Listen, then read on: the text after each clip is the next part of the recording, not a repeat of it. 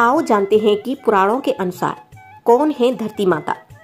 दक्षिण भारत की मान्यता के अनुसार धरती को संस्कृत में पृथ्वी कहा गया है। पौराणिक मान्यताओं में उन्हें भूदेवी कहा गया है।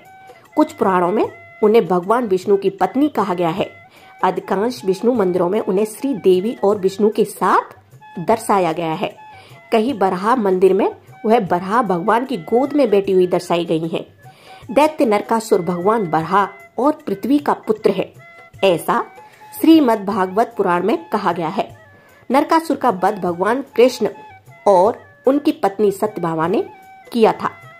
दक्षिण भारत की मान्यता के अनुसार ही एक बार सतयुग में हिरण्याक्ष ने उन्हें समुद्र में फेंक दिया था।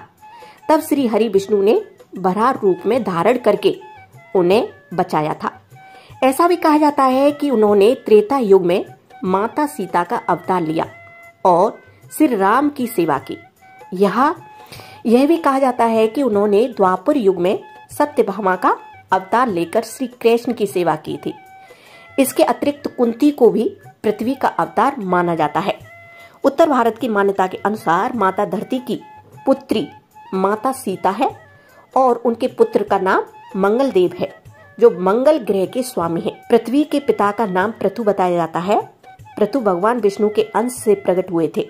पृथु को धरती का पहला राजा माना जाता है। कहते हैं कि पृथु ने सबसे पहले भूमि को समतल करके खेती शुरू की और सामाजिक व्यवस्था की आधारशिला रखी। लोगों ने कंदराओं को त्याग कर घर बनाकर रहना शुरू कर दिया। पृथु ने धरती को अपनी पुत्री रूप में स्वीकार किया और उसका नाम पृथ्वी रखा। पौराणिक कथा के अनुसार भगवान विष्णु ने देव ऋषि नारद जी को बताया कि यह पृथ्वी मधु और कैटव के मेद से उत्पन्न हुई है। जब माँ दुर्गा ने दोनों का संहार किया तब उनके शरीर से मेद निकला, वही सूर्य के तेज से सूख गया। इसके कारण पृथ्वी को उस समय मेदिनी कहा जाने लगा। ब्रह्म वैवर्त पुराण के प्रगति खंड में पृथ्वी माता के प्रकट होने से लेकर पुत्र मंगल को उत्पन्न करने तक की पूरी कहानी दी गई है। एक अन्य कथा अनुसार महाविराट पुरुष अनंत काल से जल में रहते थे। समय के बदलने के साथ महाविराट पुरुष के सभी रोमकूप उनके आश्रय बन जाते थे। उनकी रोमकूपों से पृथ्वी का जन्म हुआ। कुछ कथाओं में पृथ्वी माता को महर्षि कश्यप की पुत्री कहा गया है। ब्रह्मवैवर्त पुराण के अनुसार 12 कल्प में दैत्यराज हिरण्यकश्यप का भाई हिरण्याक्ष पृथ्वी को चुराकर सागर में ले गया। भगवान विष्णु ने 12 अवतार लेकर हिरण्याक्ष का वध कर दिया तथा रसातल से पृथ्वी को निकालकर सागर पर स्थापित कर दिया, जिस पर परम पिता ब्रह्मा ने विश्व की रचना की। पृथ्वी सकाम रूप में आकर श्री हरि की वंदना करने लगी, जो 12 रूप में थे।